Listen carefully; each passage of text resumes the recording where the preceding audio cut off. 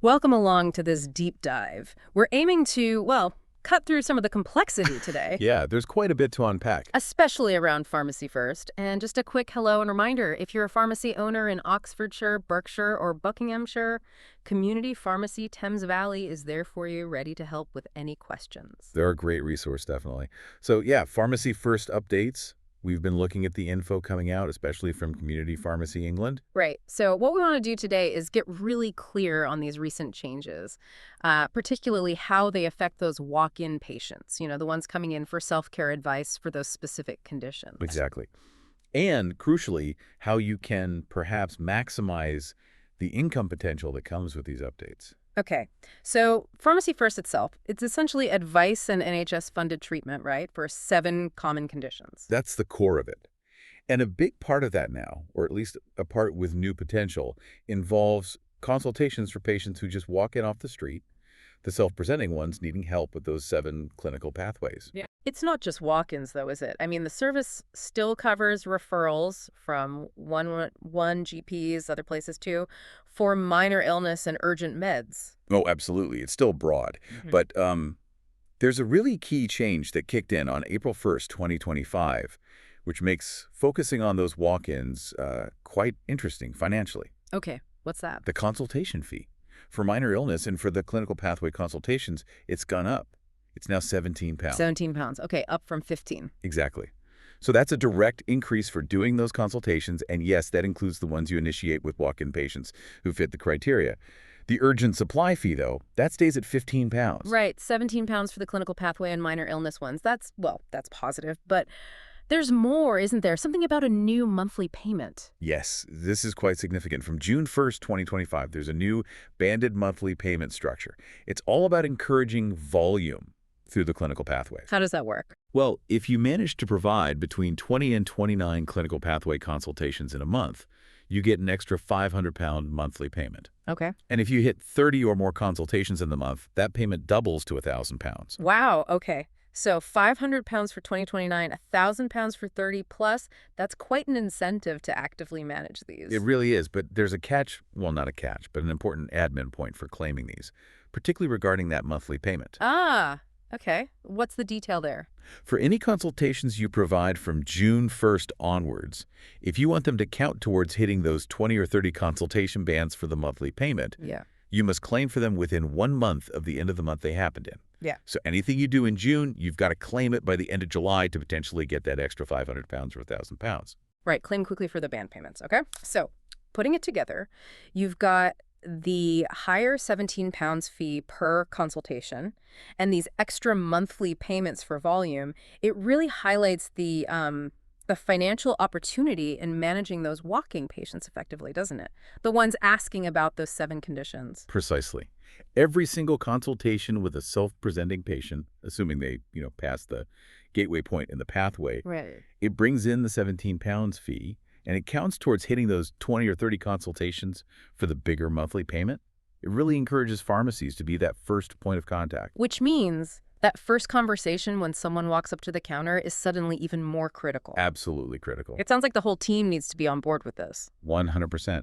If you're serious about maximizing this income stream, that initial triage done by your counter staff, your technicians, everyone, it's fundamental. So, correctly spotting someone who walks in with symptoms matching one of the 7 conditions and knowing they might be suitable for a proper Pharmacy First consultation. Exactly. That's step 1. It ensures the pharmacist's time is used for these structured funded consultations, and you don't miss out on that potential income, or, more importantly, the patient misses out on the service. Okay, so for the team to do that triage effectively, they absolutely need to know those 7 conditions off by heart. What are they again? Okay, let's list them. You've got acute sore throat. Then there's acute otitis media. That's the ear infection, but only in children age 1 to 17. Right, kids' ear infections. Then infected insect bites. That's adults and children 1 year and over. Impetigo, same age group, 1 year and over. Okay. Shingles, but that's just adults, 18 and over. Uncomplicated UTIs, urinary tract infections in women aged 16 to 64. Right, specific group there. And finally, acute sinusitis, again in adults 18 years and over. Knowing those inside out is, it's key for the whole team at the counter. Makes sense. Now, you mentioned hitting those monthly payment bands. But there are also some other requirements, aren't there? Something about bundling services. Yes, the bundling requirements. To actually get that £500 or £1,000 monthly payment on top of the individual £17 fees, your pharmacy needs to be providing other specific services too. It's being phased in, Okay, what's the first phase? starting from June 2025. Yeah. So now essentially the pharmacy has to be registered to provide both the pharmacy contraception service, the PCS, Right. and the hypertension case finding service, HCFS. Both of those from June. Okay. What comes next? Then from October 2025, there's an additional requirement. You need to actually be delivering at least one ambulatory blood pressure monitoring provision that's ABPM each month. So register for PCS and HCFS by June, then start doing at least one ABPM per month from October. Is that it? Almost. Looking further ahead, from March 2026, they're also bringing in a requirement around contraception consultations. You'll need to do a certain number each month, including emergency contraception. The exact number isn't confirmed yet, but it's coming. Okay, so it builds up over time. That phasing helps, I suppose. Are there exceptions? I think I saw something about distance selling pharmacies. That's right. DSPs have slightly different rules because of how they operate. They don't need to register for the hypertension case finding service, and they don't need to meet that requirement of providing at least one ABPM per month. Good to know. Now, something else that started in April 2025, these monthly caps on the clinical pathway consultations. How do they fit in? Yeah, this is really important to understand. There's a limit, a cap, on the number of clinical pathway consultations each pharmacy can be paid for each month. So if you do more consultations than your cap number. You won't receive the £17 fee for those extra ones, the ones above the cap. Okay. And is the cap the same for everyone? No, it's specific to each pharmacy, based on bands. These bands and the associated caps are published on the NHS BSA website. They update it monthly. So how do you find out your pharmacy's cap? You need to go onto the NHS BSA website, find the Pharmacy First section, and look up your pharmacy using its ODS code, that unique identifier. It'll tell you your band and the maximum number of consultations you'll be paid for that month. And if your ODS code isn't listed for some reason. Then you're automatically put in the lowest band by default, so definitely worth checking. Okay, check the NHS BSA site for your specific cap using your ODS code each month. Got it. People might have noticed their caps seemed lower in April 2025 compared to, say, February or March 2025. Was there a reason for that? Yes, there was. It relates to how the funding worked in the previous financial year, 2024-25. Basically, any national underspend on consultations earlier in that year was sort of rolled forward into the later months. So the later months of 24-25 had artificially higher caps because they were using up leftover money from earlier. Exactly. So the caps set from April 2025 reflect this sort of baseline level without that rollover effect. That makes sense. Okay, so we've done the consultations, stayed under our cap, hopefully. How do we actually claim the money? It's all done through the Manage Your Service portal, the MYS portal. Claims should be submitted monthly. And the deadline. Generally, you've got up to 3 months after the month you provided the service. So service in June, claim by end of September at the latest. The exception again. Yes. Remember, for those consultations from June 2025 onwards, that you want to count towards the £500 or £1,000 monthly bands. Claim within 1 month. Exactly. Claim within 1 month after the end of the month the service was provided. So June activity claimed by end of July for the bands. Okay, clear. Now, we focused a lot on walk-ins for maximizing income, which makes sense with the fee increase and bans. But GP engagement is still important, right? I know Kevin Barnes, the contractor support officer, helps with that. Absolutely.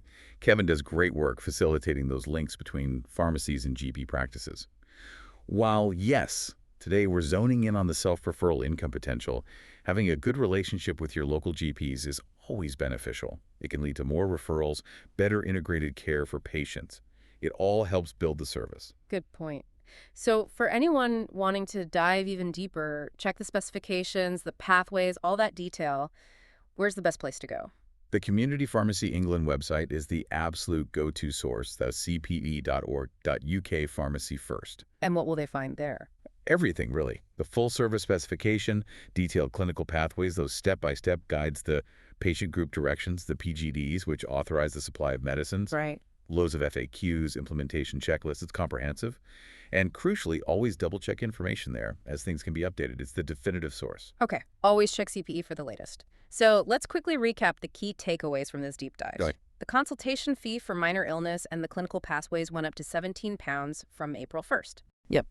There's a new monthly payment system from June 1st, £500 for 2029 consultations, £1,000 for 30 or more clinical pathway ones per month.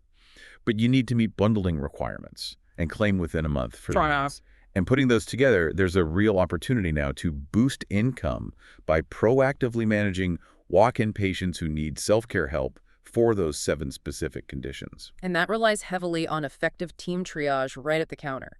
Identifying those patients accurately is the first vital step. It really sounds like a whole team effort is needed to make this work well. It really is. Making sure everyone, from the counter assistant to the pharmacist, understands the 7 conditions, the pathways, and the importance of spotting those opportunities is crucial for success and for good patient care. Great. And one last reminder. Community Pharmacy Thames Valley is there to support pharmacy owners across Oxfordshire, Berkshire, and Buckinghamshire. Don't hesitate to reach out to them with questions. Definitely. This whole evolution with Pharmacy First, it really does underline the changing and I think growing role of community pharmacy in local healthcare.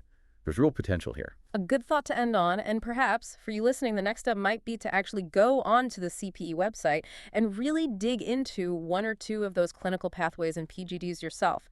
See exactly how they work in practice to support those walk-in patients. Thanks for joining us.